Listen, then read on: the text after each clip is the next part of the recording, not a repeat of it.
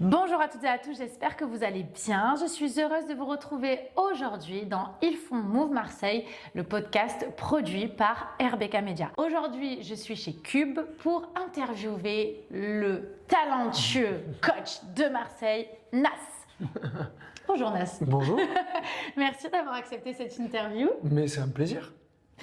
Alors, tout le monde te connaît comme le coach qui fait bouger Marseille. Ouais. Tu es dans plusieurs salles d'ailleurs. Est-ce que tu peux nous dire un peu où tu es parce que tu es partout? Là, actuellement, on est chez Cube, mais je suis aussi chez Punch, Dynamo et Tonic Pilate. Mais qui est Nas à la base? Parce qu'on te connaît comme coach sportif, mais qui est Nas? Nas, c'est quelqu'un qui s'est beaucoup cherché dans la vie, qui avait du mal à aller dans le... Enfin, qui fait partie de cette génération à qui on a dit il faut faire de longues études pour réussir, il faut rentrer dans des cases, mais intérieurement, j'ai jamais accepté ça en fait. Donc, vu que je pouvais pas le montrer à l'extérieur, je suis devenu quelqu'un de très créatif dans ma tête. Donc, j'ai fait de la musique, je fais du sport à côté, j'ai fait plein de choses pour essayer de m'évader un peu de ce chemin tout tracé. Et du coup, maintenant, Nassim, c'est devenu un mec qui touche un peu à tout. Voilà. Et donc, du coup, tu as fait quoi? C'est quoi ton parcours? Alors, mon parcours, au début, j'ai suivi mes frères qui sont en médecine. Il y en a un qui est médecin, un qui est dentiste. Et ça m'a saoulé très vite. Je vais pas vous le cacher. J'étais dans le développement un peu personnel. Je suis parti en psychologie. J'ai fait de la psychologie, j'ai fait ma licence de psychologie. Incroyable. J'ai travaillé en associatif. D'accord. Et j'ai fait ma formation de coach à côté. De base, coach sportif ou coach mental? Coach sportif. D'accord. Mais c'était totalement allié parce que je voulais faire de la psychothérapie par le sport, tu vois. Ok. Et au final, je suis tombé sur ces studios. J'ai vu une nouvelle manière de vivre les choses, de vivre mon parcours. Et ça a changé ma vie, en fait, tout simplement. T'as toujours été sportif? J'ai toujours été sportif. T'as toujours fait beaucoup de sport? Ah ouais, beaucoup. Quoi comme sport, beaucoup. de petit à... J'ai fait de la calisthénie. C'est l'équivalent de la gymnastique, mais un peu en extérieur. J'ai fait du foot, comme tous les enfants de Marseille, quand même. L'OM, faut représenter. Allez, l'OM. Ouais. Attends. Et j'ai fait les ligaments croisés, c'est pour ça que je suis pas à l'OM. Non, c'est pas vrai. C'est pas vrai, c'est l'excuse qu'on sort tous. Et j'ai fait de la boxe et de la musculation, concrètement, tu vois. Mais j'ai toujours fait un peu de tout. Et donc, à quel moment tu t'es dit je vais vivre du sport? Est-ce qu'il y a eu un déclic? Il y a eu un déclic. Il y a eu un moment où je me suis dit il faut que tu fasses un bilan de ta vie. Il faut que tu sois résilient. Quand je dis résilient, c'est-à-dire qu'il faut que tu comprennes qu'il y a certains trucs qui sont pas faits pour toi et qu'il faut que tu comprennes dans quoi tu es bon. Donc, il faut que je retourne ma pensée sur moi-même. Au lieu de me dire... parce que j'ai toujours eu l'impression d'avoir un train de retard sur les autres qui, eux, suivaient leur voie. Au final, je me suis dit, à force de regarder les autres, tu vas aller nulle part. Donc, je me suis concentré sur quoi j'étais bon. Donc, je suis un garçon un peu pessimiste de base. Donc, je me suis dit, Nassim, ah ouais? Je te jure, je me suis dit, tu touches à tout, mais t'es bon à rien quelque part. T'es bon que au sport. Donc, j'y suis allé parce que c'était une voie qui était un peu facile pour moi. Au final, je me suis rendu compte que, déjà, je me régale. Il n'y a rien de mal. Il ne faut pas culpabiliser d'aimer ce que tu fais au quotidien. Il faut même le chercher au quotidien. Et en plus de ça, je me suis rendu compte que tu pouvais vraiment aider les gens. Et j'ai vu du coup des transformations de fou. Pas que des transformations physiques, hein, tu vois, mais des transformations mentales de fou. Et donc du coup, tu as passé les diplômes qu'il fallait? Voilà, exactement. J'ai passé un BP à la PFA. Bon, aujourd'hui, il y a plein de diplômes qui te permettent de faire ce métier. Okay. Moi, je suis passé par la méthode un peu classique, tu vois. Et je continuais à faire de la psychologie à côté, à cette période. Donc, je travaillais en associatif. Et j'ai trouvé une salle de sport dans laquelle j'ai commencé qui s'appelle l'Atelier. Et je me suis régalé en fait. Je me suis dit maintenant ta vie, c'est de faire ce que t'aimes. Et en plus t'es fort à ça. Donc tu vois les autres, ils sont fatigués, ils sont défoncés et toi t'es tranquille. Et du coup voilà, je me suis retrouvé là. Et donc tu fais des coachings privés aussi, donc tu donnes beaucoup de cours dans toutes les salles que tu as citées. Du coup, est-ce que tu as une signature dans un cours? Alors moi j'ai fait les cours, hein. Dynamo, tonique, j'ai souffert. Mais j'ai souffert, mais je me suis régalée. Mais est-ce que tu as une signature, tu as quelque chose que tu veux? Parce qu'à chaque fois c'est des choses différentes. Dynamo c'est du vélo, Cube c'est autre chose. Enfin, je vois ce que tu veux dire. Une signature. Une signature alors que pourtant c'est des cours différents. Qu'est-ce que les gens retrouvent dans chacun de mes cours? Voilà, bien. C'est pas une question. Je pense que c'est ce qui va revenir à chaque fois, c'est mon énergie. Quand j'y vais comme si c'était une rencontre. Et j'y vais avec l'énergie, l'engouement de ce que je vais rencontrer des gens. Tu vois. Donc en général, ce qui va revenir, c'est mon énergie, mais aussi ma bienveillance. Je vais t'accompagner, mais je vais venir te chercher là où tu es. Tu vois. Quand j'ai une sorte de super pouvoir, quand je vais rentrer dans une salle, et peut-être que je l'interprète, hein, peut-être que je suis nul à chier en fait, Non. mais on va. Non, mais moi, je sais tester. Mais j'ai une idée individuellement chez chaque personne dans quelle sensation ils sont, dans quelle motivation ils sont dans la journée. C'est-à-dire, est-ce qu'ils sont fatigués, est-ce qu'ils ont passé une sale journée? Et je vais venir vous chercher individuellement pour essayer de créer une synergie de groupe, une cohésion avec mon énergie, et du coup, ça va donner un tout un peu explosif. Et comment tu crées un cours? Est-ce que tu le prépares en avance? Est-ce que c'est de l'impro? Parce que j'imagine qu'il faut sélectionner ses musiques aussi. Ouais. Comment ça se passe? Eh bien, dis-toi que là, pendant que je te parle, je suis en train d'écrire un cours dans ma tête. Je suis TDAH, je sais pas ce que j'ai. Je fais tout le temps 2 choses en même temps dans ma tête. Je suis un peu procrastinateur, donc je vais m'y prendre un peu à la fin, mais j'ai toujours une base solide.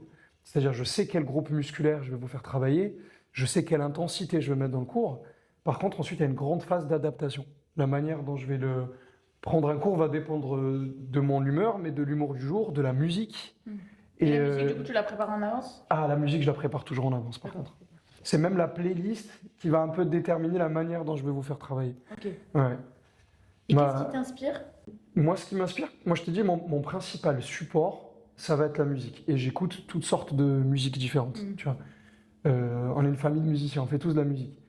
Donc je vais écouter les temps de la musique, et chaque musique, elle va avoir son identité. Si je te mets un truc un peu chata, compas, tu vas avoir envie de danser. Si je te mets un truc un peu plus techno, tu vas avoir envie de t'envoyer un peu plus.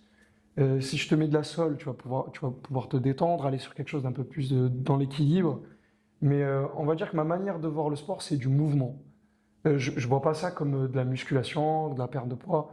Mon but, c'est de vous faire bouger et de vous faire prendre conscience de votre corps, de ce que vous pouvez faire avec. C'est-à-dire qu'il y a des mouvements qui sont fonctionnels. Au quotidien, vous allez porter des choses, mais je vais vous faire vous rendre compte de la beauté du mouvement. C'est-à-dire, d'une certaine manière, quand on apprend, qu'on arrive à tenir en équilibre sur une jambe, qu'on arrive à faire un exercice qu'on ne savait pas faire, on prend confiance en soi et il y a une sorte de fierté qui en découle, une bonne énergie, une énergie positive. Je ne sais pas si c'est clair. Non, oui, c'est clair. Et du coup, tu veux que toi, les gens, donc ça c'est ton objectif, qu'ils prennent conscience de leur corps, et à la fin d'une séance, c'est quoi que tu souhaites? Les gens, ils repartent avec quoi à la fin de la séance? Bon, déjà, il faut que tu sors de ta séance défoncée. Parce que ça, c'est le truc. C'est sûr. Physiquement, il faut que tu sois lessivé. Parce qu'il y a plein de trucs qui se passent. Il y a une chimie qui se passe dans ton corps à ce moment-là. Tu as plein d'endorphines, tu as cette sensation de détente, de plaisir. Mais je veux surtout que tu sors en te disant cette rencontre, ce moment va faire que j'ai plus d'énergie dans toute la semaine. J'ai passé un bon moment et j'ai passé un moment qui m'a donné confiance. Et ça va passer par le fait que quand tu rentres dans la salle, il faut que tu coupes de ton agenda, il faut que tu coupes de tes stress quotidiens, il faut que tu te retrouves avec moi et qu'on passe un bon moment. Donc c'est surtout ça.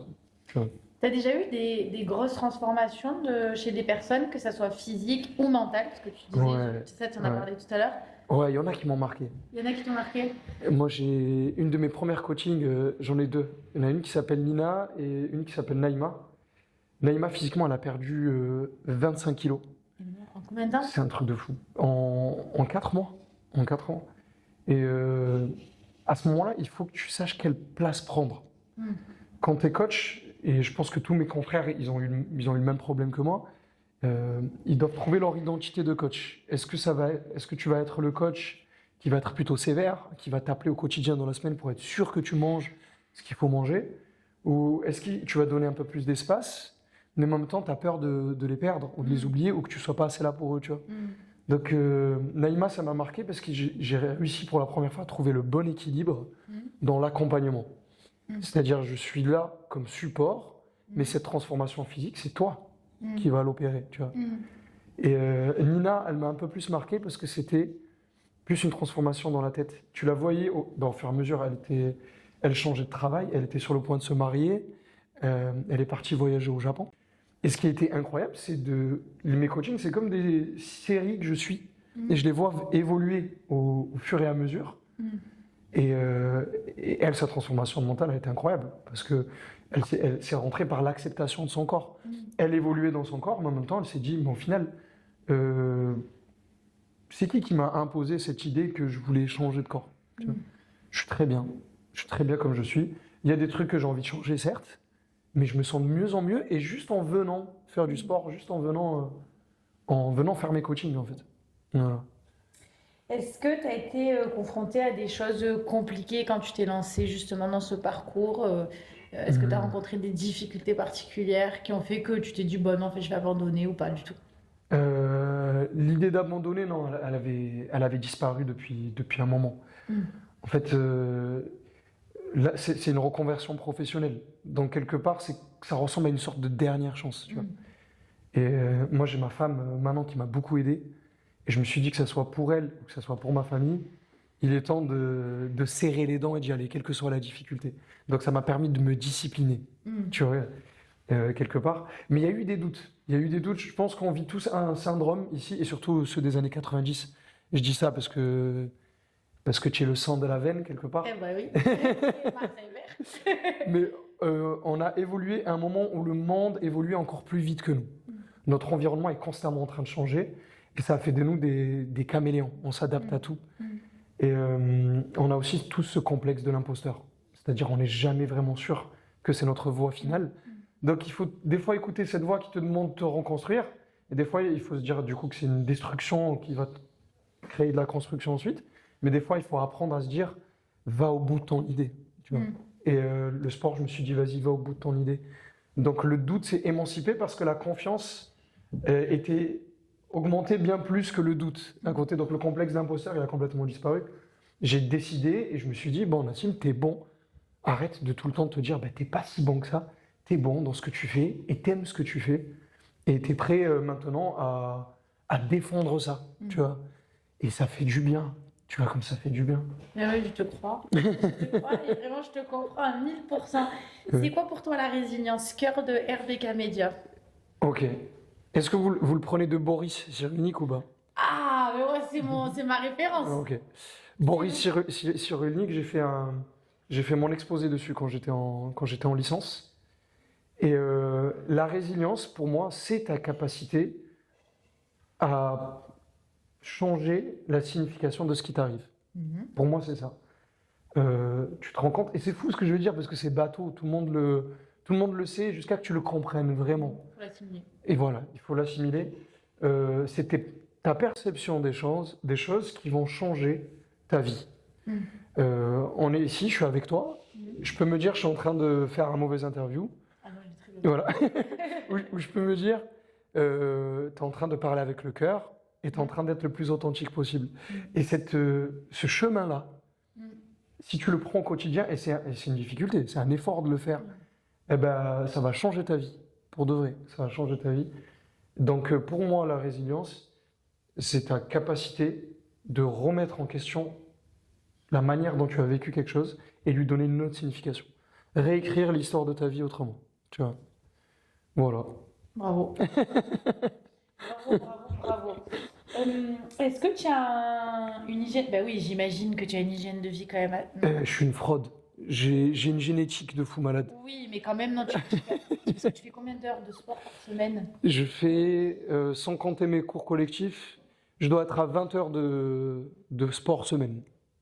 Sans les cours. Non, avec les cours Avec les collectifs. cours Excuse-moi, avec les cours collectifs, pardon. 20 heures de sport. J'ai 14 heures de cours collectifs et je rajoute 6 heures de sport quotidien, en moyenne, ouais. Et donc, du coup, comment tu tiens physiquement? Bon, même si tu as une bonne génétique, quand même, j'imagine, tu vois, un peu. Et des fois, je m'oublie, mais alors, la chose la plus importante qu'il faut instaurer, c'est de la mobilité. D'accord. Vraiment de la mobilité. Ça peut passer par du pilates, ça peut passer par du yoga, mais ça peut être tout simplement un moment de 10 minutes chez toi où tu te fais un stretching mobilité. Alimentation, hydratation. Ouais, voilà, tu manges très bien et tu bois aussi. Ouais, il faut vraiment faire attention à ça. C'est manger bien, attention, ça ne veut pas dire ne pas se faire plaisir. Vous pouvez vous faire plaisir à côté, mais c'est surtout manger en quantité et équilibré. Exactement. En quantité et équilibré. Et l'hydratation, c'est pas il est midi, je bois 2 litres. Il faut vraiment que vous buvez 50 centilitres le matin, un peu à 10 heures, ensuite à midi. Il faut s'hydrater tout le long de la journée. Ça, c'est ce qui va te permettre de tenir. Et est-ce que du coup tu prends des vacances? Quand tu prends des vacances, comment tu fais? Du coup, tu n'as pas ce même rythme. Quand tu t'arrêtes et que tu dois repartir, J'ai pas pris de vacances être malade depuis. Ça fait 2 ans que j'ai pas pris de voilà, vacances. ouais, d'accord. Voilà. Donc, quand tu t'arrêtes, il y a un effet pervers. C'est que ton corps accumule toute la fatigue pendant la semaine et il te défonce pendant tes vacances. Ouais, il te tue. Il te défonce. Donc tu comprends pas. Pendant une journée, tu dors. Tu Ouais. vois. Par contre, moi, je suis de ceux qui font encore plus de sport pendant les vacances parce que c'est ça qui me fait tenir. Je te jure, c'est le fait de faire plus de sport. Et tu fais quoi comme sport tout seul? En ce moment, il y a des trucs que j'ai envie d'apporter à Marseille en plus. D'accord. Ah bah tiens. Donc je fais du kettlebell. C'est-à-dire? Donc c'est une cloche avec un poids, tu as différents poids. Et tout va jouer avec la synergie de tes mouvements. Ok. En gros, c'est un sport de coordination. Ok. Et c'est un sport de force aussi parce que tu gagnes en force. Et surtout, il y a beaucoup de rotation. Et ce qu'il n'y a pas dans les sports actuels, je trouve, hein, ce qui manque, tu vois, de mon point de vue à moi, après il y a plein de points de vue différents, c'est du travail en rotation. On travaille beaucoup sur des axes pour ne pas se blesser, mais ton corps, il bouge dans tous les sens. Et je trouve que l'animal flow et le kettlebell assimilent cette partie-là du corps humain. C'est-à-dire qu'on bouge dans tous les sens. L'animal flow, c'est un mélange de yoga, de breakdance et de mouvements primitifs. Tu vois, si je peux te le définir, te le vulgariser, c'est un truc comme ça. Donc là, en ce moment, tu es sur ça et c'est ce que tu aimerais développer. Ouais, de fou. T'aimerais De fou. développer à Marseille. J'aimerais créer un mélange entre les deux, tu vois. Eh bien, écoute, qu'est-ce qui te rend le plus fier dans ce que tu fais? Alors, ce qui me rend le plus fier, tu vois, comme je t'ai dit, je suis allé vers ce métier de manière égoïste, un peu de base, parce que je me suis dit, c'est le seul truc qui te fait toi du bien. C'est quand je me suis rendu compte qu'en fait, ça peut totalement changer la journée de quelqu'un, tu vois. Et là, je me suis dit, bah, en fait, c'est magique.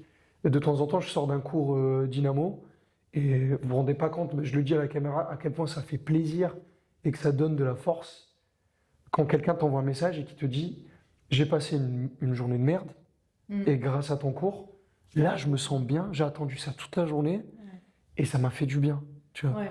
Mais ça ou alors j'adorais ces musiques que tu as envoyées. Ouais. Ça te change ta journée. Et je pense que maintenant je fais ça vraiment pour ça. Je me dis que c'est une mission. C'est devenu ma mission. C'est de changer la journée de quelqu'un.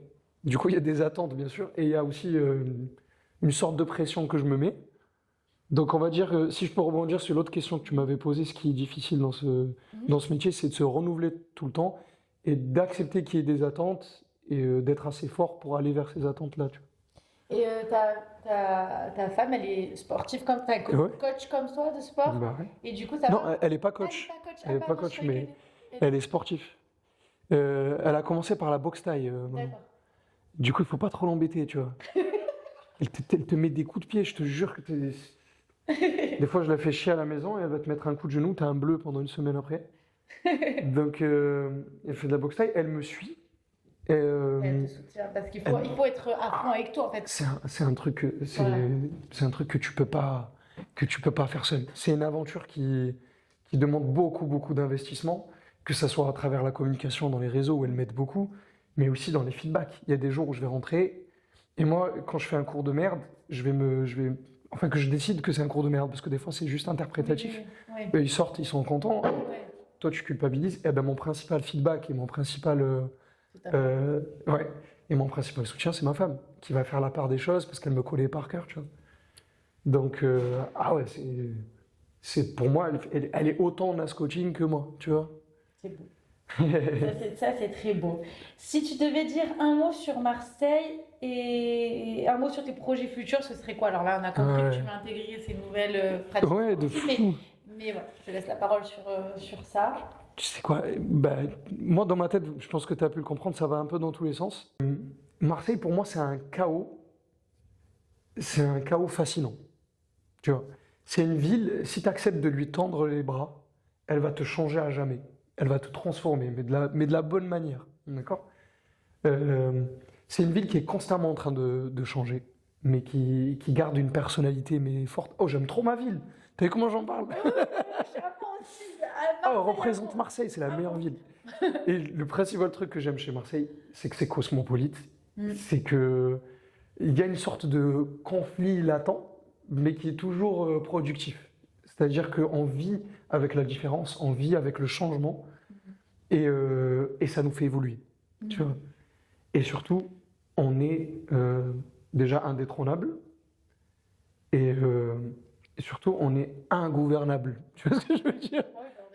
Il y a Marseille, c'est un microcosme, et ensuite il y a la France. L'identité marseillaise, elle est extrêmement forte. Et notre ville est magnifique. Tu vois. Tu y retrouves tout.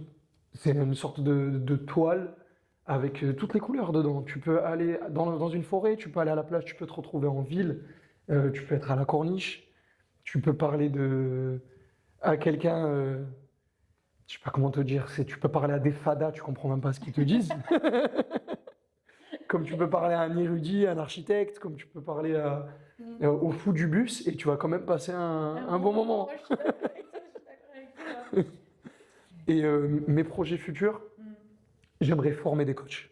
Déjà, ça c'est Tu sûr. veux devenir formateur? Ah ouais, ça serait mon rêve, de trouver des pépites et de les imprégner un peu de ma manière de voir le sport et faire des événements en extérieur. Là, j'y travaille beaucoup avec Manon, justement. On aimerait bien inviter un peu Marseille et un peu tous les studios à faire des trucs en extérieur, parce qu'on a une météo de fou. Ouais. Et donc, je suis en train de penser à faire des événements. Et pourquoi pas, comme je t'ai dit, créer mon propre concept et proposer mon propre concept. Eh ben, écoute, merci beaucoup Nas pour cette interview. De rien, c'est un plaisir. On était à Cube. Et qu'est-ce qu'on fait du coup à Cube? Cube, c'est vraiment un game changer. À Marseille, il faut que vous veniez tester. J'adore tous les autres studios, il faut que vous veniez faire tous les studios que je fais de toute manière. Redis-les Mais avant, Cube, ah ouais. Recite-les. Venez à Tonic Pilate, venez faire Dynamo, parce que Dynamo, c'est ce qui m'a donné une vitrine, quelque part. Venez faire Punch, parce que ça défoule. Et venez faire Cube pour devenir un athlète complet, les amis. Alors justement, Cube. Ouais. Cube, du coup, c'est du bootcamp. Bootcamp, ça s'inspire un peu du travail des militaires, tu vois. Et ce qui est bien avec le bootcamp, c'est que c'est accessible à tout le monde, d'accord? Mais c'est accessible à tout le monde, mais ça ne veut pas dire que ça va pas te faire évoluer, ça va te faire progresser de fou. Du coup, chez Cube, déjà, tu es dans une ambiance immersive et tu as 3 ateliers. Tu as un atelier avec des haltères, un atelier où tu es au poids du corps, où tu travailles, tu fais des trucs fonctionnels, des mouvements fonctionnels, et tu finis sur un tapis. Du coup, tu gagnes même en capacité cardiovasculaire. Et ce qui est bien, c'est qu'il y a vraiment un effet de groupe. Les gens se rencontrent chez Cube et ils se motivent entre eux. Et on a des coachs de fous. Allez faire les cours de Lucas, allez faire les cours de Yannick, allez faire les cours de Marie, allez faire les cours d'Alexia, allez faire les cours d'Oriane, allez faire les cours de Nasser. Il n'y a pas que Nas dans la vie, putain. Bon, on va tous les faire, on va se faire un Qui est-ce que j'ai oublié? Lucille et Gigi aussi. C'est bon. C'est bon? Merci beaucoup. Mais de rien.